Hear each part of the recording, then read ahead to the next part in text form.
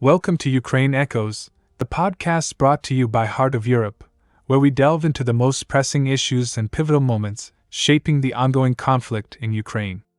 I'm your host, Connor Bendix, and today we have a gripping and eye-opening episode lined up for you.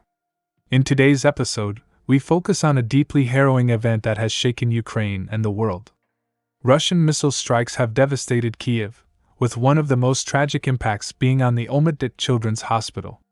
We will bring you detailed accounts of the attack, the immediate aftermath, and the broader implications of this ruthless assault on one of Ukraine's largest pediatric medical facilities. The international response, Ukraine's urgent calls for more substantial support, and the resilience of those affected will all be explored in depth.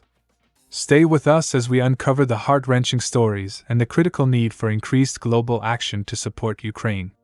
This is Ukraine Echoes, where we bring you the echoes of conflict, resilience, and hope from the heart of Europe.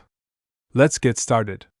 As dawn broke over Kyiv, a horrifying scene unfolded in Ukraine's capital.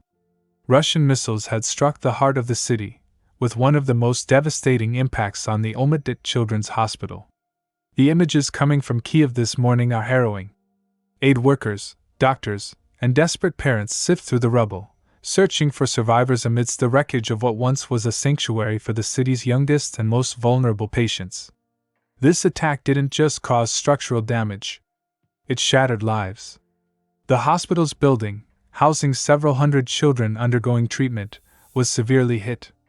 We have confirmation that at least 7 lives were lost, with 10 more injured, some critically.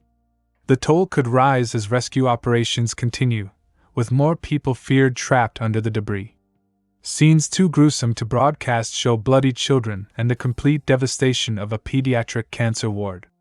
Young patients, fragile and immunocompromised, were forced to flee to the streets with masks to protect against infections.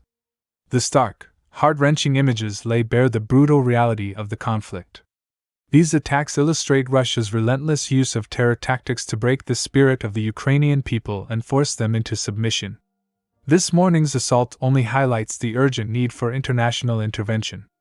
The restrictions placed by Western leaders, particularly the prohibition against targeting Russian airbases, have drawn sharp criticism. Every day, these bases launch missiles that rain destruction on Ukraine, yet remain out of bounds for Ukrainian counterattacks. The limited defensive support from allies, including just a handful of Patriot missile systems from Germany and only one from the USA, is inadequate. Ukrainian leaders express frustration, unable to comprehend why their hands are tied while their cities and people are bombarded. This restrictive policy from Western governments, intended to avoid escalation, inadvertently shelters Russian air forces from retaliatory strikes. The international community's reaction has been swift but arguably insufficient. U.S. President Joe Biden condemned the strikes, vowing to introduce new measures to bolster Ukraine's defenses. Yet these words need to translate into tangible support. The United Nations Security Council called an emergency meeting, and the World Health Organization condemned the attacks on healthcare facilities, but the efficacy of these responses remains in question. The International Rescue Committee decried the violation of healthcare sanctity, echoing a sentiment shared by European leaders who labeled the strikes as barbaric. On the ground in Ukraine, the response is multifaceted and resolute.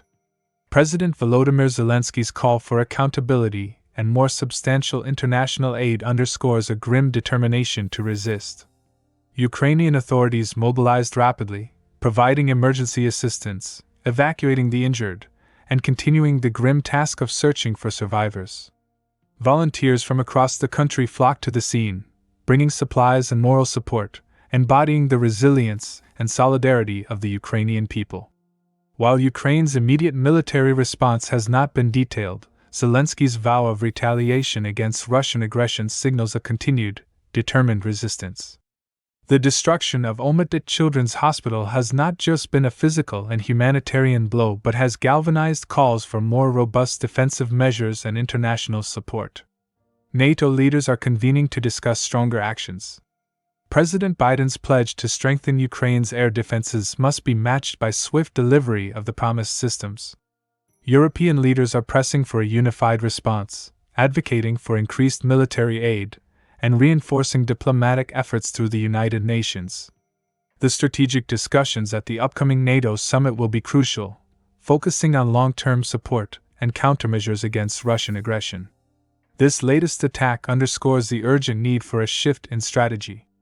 More significant, decisive actions are required to protect Ukrainian civilians and infrastructure. The global community must go beyond condemnation and provide the necessary tools for Ukraine to defend itself effectively.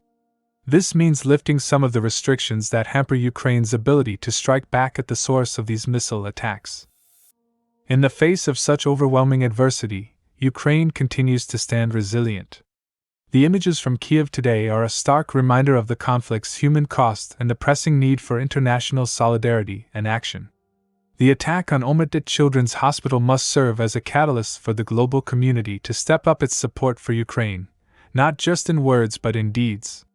The coming days and the outcomes of international discussions will be pivotal in shaping the future course of this conflict and the fate of countless innocent lives caught in the crossfire. We appreciate your continued interest and support as we navigate these complex and ever-evolving stories from the heart of Europe. If you found this episode enlightening, please consider subscribing, leaving a review, and sharing it with others who seek to understand the profound impact of this conflict. Stay tuned for our next episode, where we'll continue to bring you the latest developments and in-depth analysis from Ukraine and beyond. Until then, this is Connor Bendix, signing off from Ukraine Echoes. Stay informed, stay engaged, and as always, keep listening.